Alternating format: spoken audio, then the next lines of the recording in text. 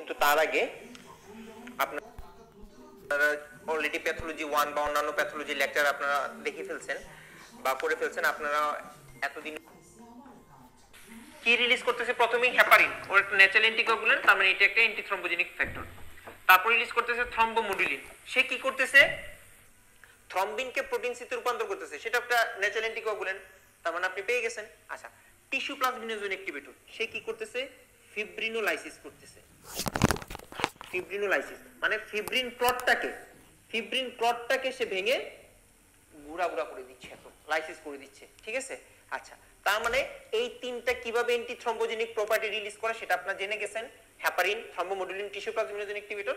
আপনার কাজ হলো ইনট্যাক্ট এন্ডোথেলিয়াম কি কি ফ্যাক্টর রিলিজ করে সেটার নাম জানা। ঠিক আছে?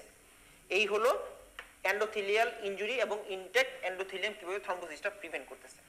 আচ্ছা, আমরা একটা জিনিস জেনে গেলাম। তারপরে আসেন alteration of blood flow. Alteration of blood ফ্লোটা কি? তার মানে অল্টারেশন অফ ব্লাড ফ্লো, এটা যদি অ্যাবনরমাল ব্লাড ফ্লো জানতে হলে আমাকে কি জানতে হবে? নরমাল ব্লাড ফ্লোটা জানতে হবে। নরমাল ব্লাড ফ্লোটা কি, যেটাকে আমরা বলতেছি নরমাল ব্লাড ফ্লো, নামটা কি? লেমিলার অথবা স্ট্রিমলাইন ব্লাড ফ্লো। এটার সেন্ট্রালি যাবে আরবিসি, ডব্লিউবিসি, তার দুই পাশ দিয়ে যাবে প্লাটিলেট, ঠিক আছে, আর একদম এন্ডোথেলিয়ামের গা ঘেঁষে যাবে প্লাজমা। ঠিক আছে? সেন্ট্রালি যাচ্ছে আরবিসি, ডব্লিউবিসি, ঠিক তার দুপাশ দিয়ে যাচ্ছে প্লাটিলেট, আর এন্ডোথেলিয়ামের গা ঘেঁষে যাচ্ছে প্লাজমা। এটা হলো নরমাল ব্লাড ফ্লো বা লেমিলার ব্লাড ফ্লো। এটা অল্টারেশন করতে পারে দুই ভাবে, একটা হলো স্টেসিস হতে পারে, একটা হলো টার্বুলেন্স হতে পারে। একটা স্টেসিস হয়ে যেতে পারে, একটা টার্বুলেন্স হয়ে যেতে পারে। এই হলো অল্টারেশন অফ ব্লাড ফ্লো। আচ্ছা, তারপর আমরা যেটা যাব সেটা হলো হাইপার কোয়াগুবিলিটি। হাইপার কোয়াগুবিলিটি, হাইপার কোয়াগুবিলিটিটা যাইতে গেলে আমাকে এই বক্সটা দেখাইতে হবে। এটা আপনাদের পরীক্ষায় আসতে পারে রিস্ক ফ্যাক্টর ফর থ্রম্বোসিস। ঠিক আছে? দেখেন, প্রাইমারি রিস্ক ফ্যাক্টর আছে, সেকেন্ডারি রিস্ক ফ্যাক্টর আছে। আপনি কমন, রেয়ার, ভেরি রেয়ার যদি ভাগ করে না পড়তে পারেন, high risk factor, low risk factor ভাগ করে যদি না পড়তে পারেন, কিন্তু primary risk factor, secondary risk factor একটু আলাদা আলাদা করে পড়ার চেষ্টা করবেন। ঠিক আছে? দেখবেন পরীক্ষা হলে protein S deficiency, protein C deficiency, antithrombin T deficiency শব্দটা আছে কিনা। হ্যাঁ, কারণ প্রোটিন সি, প্রোটিন এস এগুলো কি একটা অ্যান্টিকোয়াগুল্যান্ট। এগুলো যদি থাকে তাহলে এগুলো কখনো রিস্ক ফ্যাক্টর ফর থ্রম্বোসিস হবে না। যদি ডেফিসিয়েন্সি থাকে তাহলে সেটাই হবে आंसर। আচ্ছা, high risk factor, low risk ফ্যাক্টরে আমার ছোট্ট একটা মেমোনিক্স আছে, একটু খেয়াল রাখতে পারেন। High risk factor, cat map নিয়ে পিএইচডি করতেছে। ঠিক আছে? এটা নিয়ে থিসিস করার দরকার নাই, জাস্ট আমি আপনাদের মেমোনিক্সটা দিয়েছি। সি দিয়ে হলো ক্যান্সার, এ দিয়ে এট্রিয়াল ফিব্রিলেশন, টি দিয়ে টিস্যু ইনজুরি, হতে পারে কোনো ট্রমা, হতে পারে কোনো সার্জারি, যে কোনো কিছু। এম দিয়ে এমআই, এ দিয়ে অ্যান্টিফসফোলিপিড সিনড্রোম, পি দিয়ে হলো প্রলং ইমোবিলাইজেশন, পি দিয়ে হলো আরেকটা প্রোস্থেটিক ভালভ, এইচ দিয়ে হেপারিন ইনডিউসড থ্রম্বোসাইটোপেনিয়া, ডি দিয়ে ডিআইসি। এই হলো high risk factor for thrombosis. কি কি? ক্যাট ম্যাপ নিয়ে পিএইচডি করছে। সি দিয়ে ক্যান্সার, এ দিয়ে এট্রিয়াল ফিব্রিলেশন, টি দিয়ে টিস্যু ইনজুরি, এম দিয়ে এমআই, এ দিয়ে অ্যান্টিফসফোলিপিড অ্যান্টিবডি সিনড্রোম, পি দিয়ে প্রলং ইমোবিলাইজেশন, আরেকটা পি দিয়ে প্রোস্থেটিক হার্ট ভালভ, এইচ দিয়ে হেপারিন ইনডিউসড থ্রম্বোসাইটোপেনিয়া, ডি দিয়ে ডিআইসি। ঠিক আছে? এই হলো হাই রিস্ক ফ্যাক্টর। দেখেন আপনাদের ওই যে স্লাইডটা আপনাদের মনিটরে আছে, আপনারা স্লাইডের সাথে মিলিয়ে নেন। তারপরে আসেন লো রিস্ক ফ্যাক্টর, এটা নিয়ে একটা মেমোনিক্স আছে। এই মেমোনিক্সটা আমার যখন রেসিডেন্সি হয়েছিল 2 বছর আগে, তখন আমি নিজের পড়ার সুবিধার্থে এটা বানাইছিলাম। ঠিক আছে? আমার বিসিএস পড়ার সময় আমি এইটা দিয়ে চলছি। এখন আপনাদেরকে ক্লাসে যখন এটা দেখাই, ভাই আপনাদেরকে আমি এটা দেখাই, আপনাদেরকে এটাই দেখাচ্ছি। ঠিক আছে? সি দিয়ে হাই রিস্ক ফ্যাক্টর ছিল ক্যান্সার, এখানে হলো কার্ডিওমায়োপ্যাথি, কার্ডিওমায়োপ্যাথি। এস দিয়ে হলো স্মোকিং, এস দিয়ে হলো সিকেল সেল অ্যানিমিয়া। ঠিক আছে? এস দিয়ে দুইটা। ও দিয়ে হলো ওবেসিটি, ও দিয়ে হলো ওসিপি, দুইটা। এইচ দিয়ে হাই রিস্ক ফ্যাক্টরে ছিল হেপারিন ইনডিউসড থ্রম্বোসাইটোপেনিয়া, এখানে হলো হাইপার ইস্ট্রোজেনিক স্টেট, হতে পারে প্রেগন্যান্সি, হতে পারে পিউরপেরিয়া, দুইটাই। এ দিয়ে হলো অ্যাডভান্সড এজ, এন দিয়ে হলো নেফ্রোটিক সিনড্রোম। ঠিক আছে? আরেকবার একটু বলে দিচ্ছি পুরা। সি সোহান, সি দিয়ে হলো কার্ডিওমায়োপ্যাথি, এস দিয়ে হলো সিকল সেল অ্যানিমিয়া স্মোকিং, ও দিয়ে obesity, oral contraceptive pill, H দিয়ে হাইপার ইস্ট্রোজেনিক স্টেট, পিউরপেরিয়াম হতে পারে, প্রেগন্যান্সি স্টেট হতে পারে, এ দিয়ে অ্যাডভান্স স্টেজ, এন দিয়ে নেফ্রোটিক সিনড্রোম। ঠিক আছে, আচ্ছা এই হলো আপনাদের লো রিস্ক ফ্যাক্টর ফর থ্রম্বোসিস। তারপরে আমাদের যেটা পড়তে হবে সেটা হলো ফেট অফ থ্রম্বাস। এটা হলো খালেক স্যারের বইয়ের একটা ফ্লোচার্ট। রবিনসের বই আপনারা যদি ফলো করেন তাহলে দেখবেন যে রিডিং আকারে দেওয়া আছে, কিন্তু এখানে অনেকগুলো স্টেম আপনার মিস হয়ে যাবে। ফেট অফ থ্রম্বাসটা অবশ্যই খালেক স্যারের বইয়ের এই ফ্লোচার্টটা ফলো করবেন। ঠিক আছে, এই ফ্লোচার্টটা ফলো করলে আপনি সবগুলা স্টেম আপনার কমন থাকবে, যে এটা কোনটা আনসার হবে, তাহলে আপনার আর হবে না। যেমন জেনেসিস বিসিএস সলভে পিছনে কোশ্চেন আছে, কোশ্চেনগুলো একটু প্র্যাকটিস করলে আপনার ইনশাআল্লাহ এটা আরো ক্লিয়ার হয়ে যাবে। দেখেন ফেট অফ থ্রম্বাসের এই ফ্লোচার্টটা পড়লেই আপনার হবে। এই হলো আমাদের থ্রম্বোসিস নিয়ে কথাবার্তা। আসেন এখন ইনফার্কশন। ইনফার্কশন নিয়ে আমরা তিনটা জিনিস করব। তিনটা জিনিস ভাই, কি তিনটা জিনিস? হোয়াইট ইনফার্ক্ট কোথায় হচ্ছে, রেড ইনফার্ক্ট কোথায় হচ্ছে,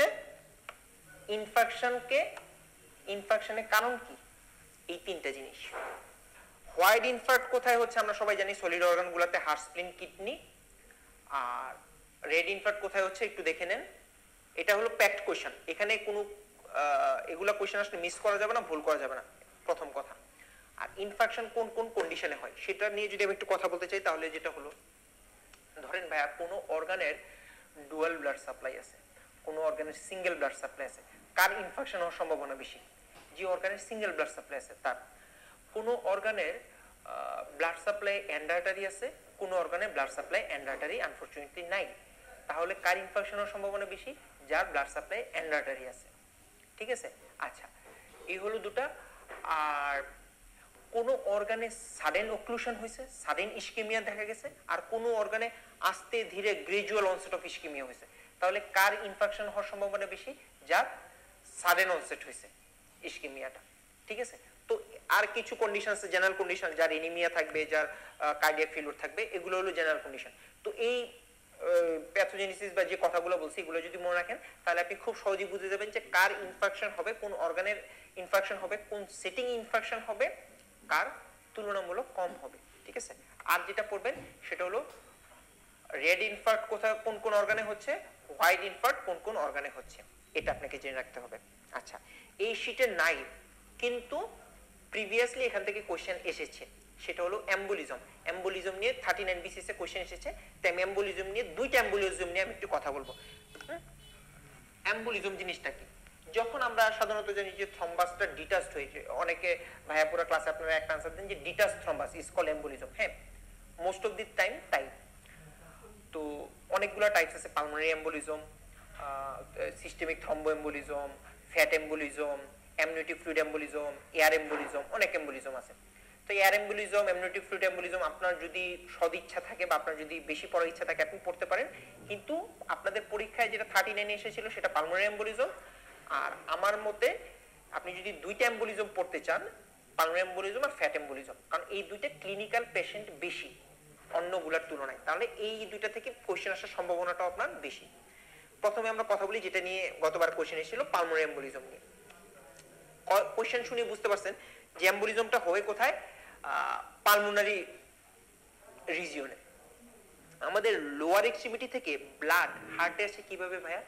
লোয়ার এক্সট্রিমিটি থেকে ব্লাড হার্টে আসে ইনফিরিয়র ভেনা কাভার মাধ্যমে। ইনফিরিয়র ভেনা কাভা দিয়ে হার্টের রাইট এট্রিয়ামে যাচ্ছে ব্লাড, রাইট এট্রিয়াম থেকে রাইট ভেন্ট্রিকলে যাচ্ছে, রাইট ভেন্ট্রিকল থেকে পালমোনারি ট্রাঙ্কে যাচ্ছে। এই হলো আপনার পাথওয়েটা। লোয়ার এক্সট্রিমিটি থেকে ব্লাড আসতেছে আপনার ইনফিরিয়র ভেনা কাভা, তারপর রাইট এট্রিয়াম, রাইট ভেন্ট্রিকল, দেন আপনার পালমোনারি ট্রাঙ্ক।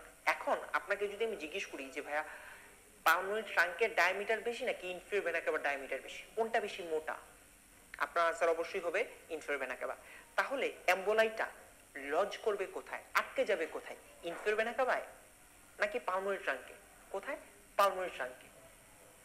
ঠিক আছে, এই যে পালমোনারি ট্রাঙ্কে আটকে যাচ্ছে, লজ হয়ে যাচ্ছে, সেটাকে আমরা কি বলতেছি?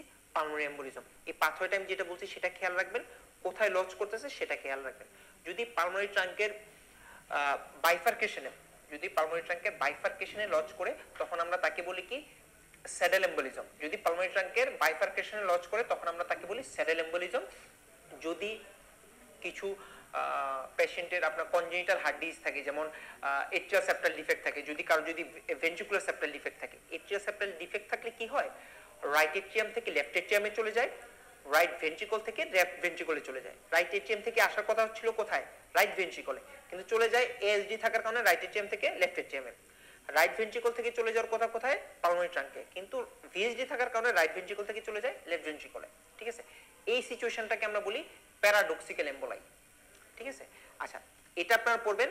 আর জেনেসিসের শীটে দেখবেন যে আছে যে পালমোনারি এম্বোলাই অনেক ধরনের হতে পারে। কিরকম, কিছু স্মল এম্বোলাই হতে পারে, কিছু মিডিয়াম সাইজ এম্বোলাই হতে পারে, কিছু লার্জ এম্বোলাই হতে পারে, কখনো মাল্টিপল এম্বোলাই হতে পারে। তো আপনাকে কনসিকুয়েন্সেসটা জানতে হবে।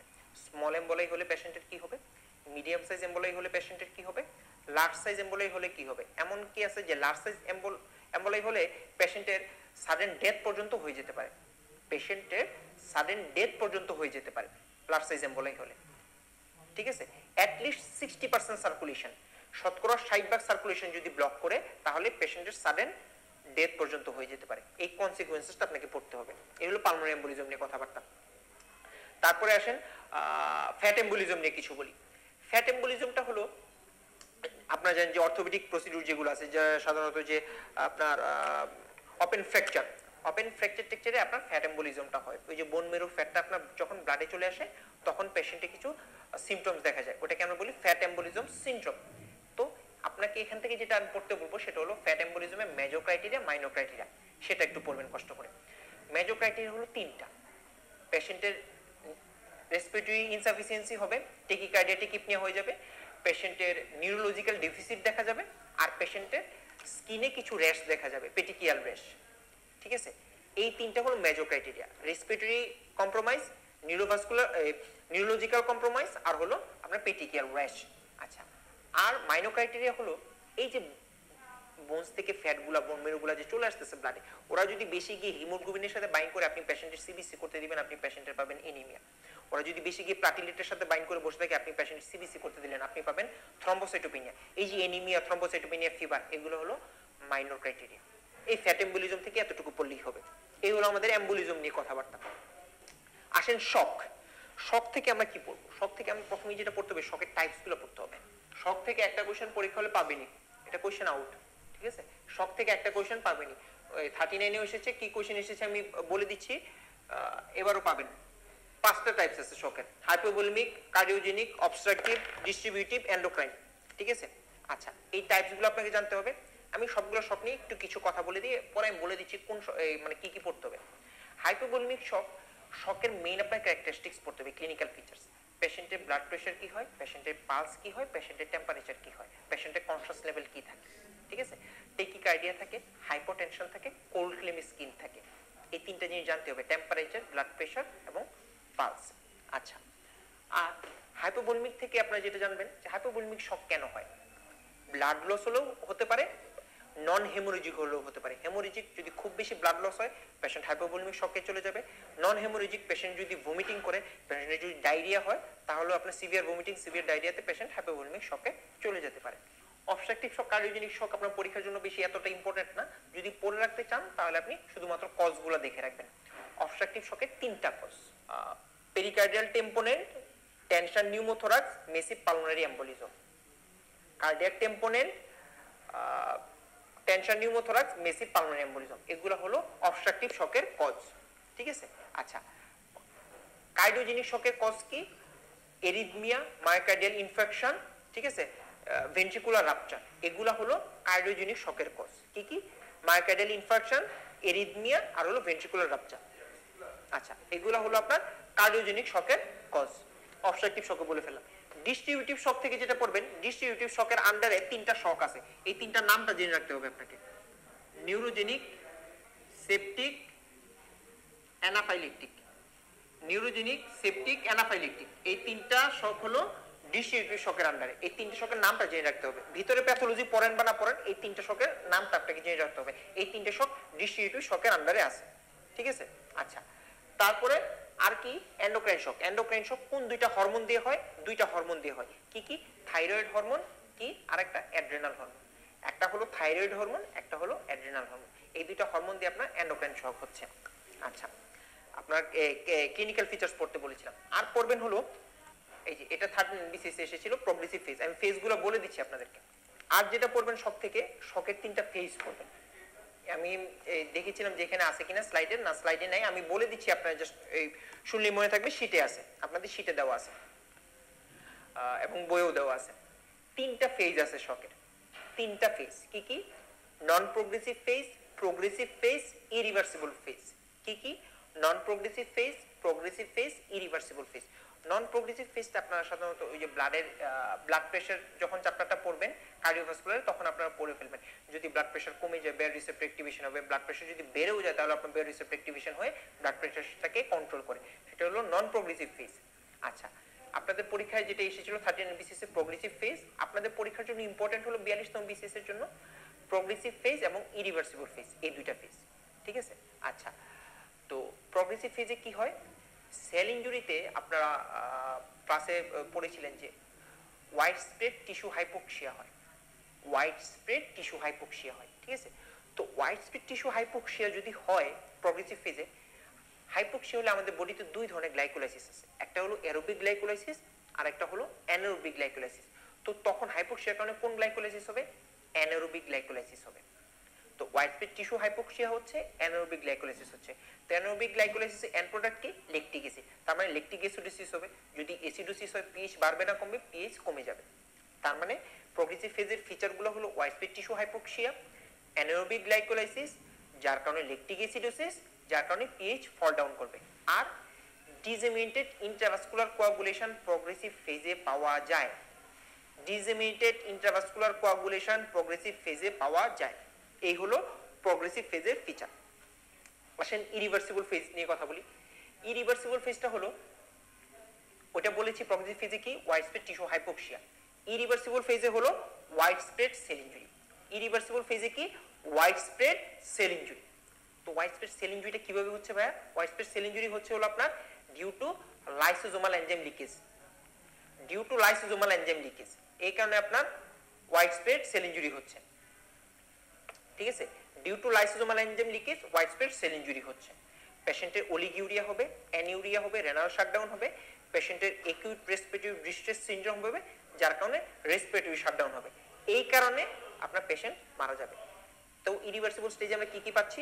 Wide spread cell injury, lysosomal enzyme leakage, anuria, renal shutdown, ARDS, respiratory shutdown. এই হলো আপনার শকের 3টা ফেজ, non progressive phase, progressive phase আর হলো ইরিভার্সিবল ফেজ। এগুলা দেখবেন। শকের যে টাইপস গুলা বলছি, কজগুলো একটু বলে দেওয়ার চেষ্টা করছি, এগুলা দেখবেন। আর বইয়ে দেখবেন যে একটা ছক আছে, শকে আমরা মিনিমাম পেশেন্টের আমরা কি কি মনিটরিং করি, পালস দেখি, ব্লাড প্রেশার দেখি, টেম্পারেচার দেখতেছি, ইউরিন আউটপুট দেখতেছি, এই জিনিসগুলো একটু খেয়াল রাখবেন যে শকে আমরা একটা পেশেন্ট যদি চলে যায় আমরা কি কি মনিটরিং করি, কি কি জিনিস দেখি, এই জিনিসগুলো আপনার শক থেকে পড়তে হবে। আমরা বাদ রেখে গিয়েছিলাম দুইটা জিনিস, একটা হলো হিলিং আর একটা হলো ইডিমা। হিলিংটা থেকে আপনারা শুধুমাত্র পড়বেন হলো হিলিং এর লোকাল ফ্যাক্টর কিছু আছে, সিস্টেম ফ্যাক্টর কিছু আছে যেগুলা হিলিং কে ইনফ্লুয়েন্স করে। কিছু লোকাল ফ্যাক্টর আছে, কিছু সিস্টেম ফ্যাক্টর আছে। ঠিক আছে? দেখবেন এই যে উপরের গুলো, ওই যে সাইটোফোন যদি মুখে হয় তাহলে হিলিং তাড়াতাড়ি হবে, যদি পায়ে হয় তাহলে হিলিং ডিলে হবে। তারপরে কিভাবে মেকানিজম হয়েছে, হ্যাঁ, সার্জিক্যালি ইনসাইজন যেভাবে হিল করবে, একটা অ্যাব্রাশন বা একটা লেসিরেশন বা একটা ক্রাশ ইনজুরি ওভাবে হিল করবে না। ঠিক আছে? তো লোকাল ফ্যাক্টরগুলো দেখবেন, কিছু সিস্টেম ফ্যাক্টর দেখবেন। কারো যদি ম্যাল নিউট্রিশন থাকে, ভিটামিন ডেফিসিয়েন্সি থাকে, স্টেরয়েড যদি নিয়ে থাকে, কারো যদি ইমিউন ডেফিসিয়েন্সি থাকে, কেউ যদি স্মোক করে, কেউ যদি অ্যালকোহল নেয়, তার হিলিংটা ডিলে হবে। এই লোকাল ফ্যাক্টর, সিস্টেম ফ্যাক্টরগুলোর নামটা একটু আপনাকে জেনে রাখতে হবে। হিলিং থেকে শুধুমাত্র এই কয়েকটা জিনিসই পড়বেন। আচ্ছা, তারপর আমি রেখে গিয়েছিলাম কি? ইডিমা। ইডিমাটা রেখে গিয়েছিলাম কারণ ইডিমাটা এখান থেকে পড়ার দরকার নেই। ইডিমাটা যে ইনফ্লামেশন চ্যাপ্টার আছে, ওই যে এক্সুডেটিভ, ট্রান্সুডেটিভ, এখানে দেখবেন যে এই যে ইনক্রিজ হাইড্রোস্ট্যাটিক প্রেশার, হ্যাঁ, তারপরে reduce plasma collateral osmotic pressure, এই যে সবগুলো আছে, এই সবগুলা হলো আপনার এই যে ইনফ্লামেটরি। এই দেখেন, all oedema fluid is transudate except inflammatory oedema fluid which is exudative due to increase vascular permeability. তো আপনি যদি এই এক্সুডেটটা, ট্রান্সুডেটটা খুব যদি ভালো করে পড়ে থাকেন, আপনি এটা পারবেন। ঠিক আছে? আর আমি এখান থেকে আমি ওই যে প্যাথোজেনেসিস আমি ইডিমার পড়তে বলবো না, আমি একটা জিনিস পড়তে বলবো, খালেক স্যারের বইয়ে 48 নম্বর পেজে আছে সম্ভবত, আমি যে বইটা পড়েছিলাম সেটাতে 48 নম্বর পেজে ছিল। আপনাদের এখন নিউ এডিশন বই কিছুদিন পরে পরে বের করতেছেন, সুতরাং আমি বলতে পারবো না আপনাদেরটা কোন পেজে আছে। লোকালাইজড ইডিমা, জেনারেলাইজড ইডিমার একটা কজ আছে।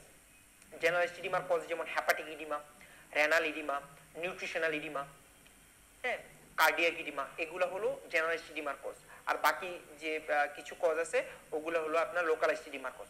লোকালাইজড ইডিমার কজ, জেনারেলাইজড ইডিমার কজটা আপনার পরীক্ষার জন্য লাগবে, ঠিক আছে? তো এই হলো আপনাদের হিলিং হেমোডাইনামিক ডিসঅর্ডার চ্যাপ্টার। এটা সিলেবাসে তেমন একটা গুরুত্ব না দিলেও এখান থেকে কোয়েশ্চেন আসবে।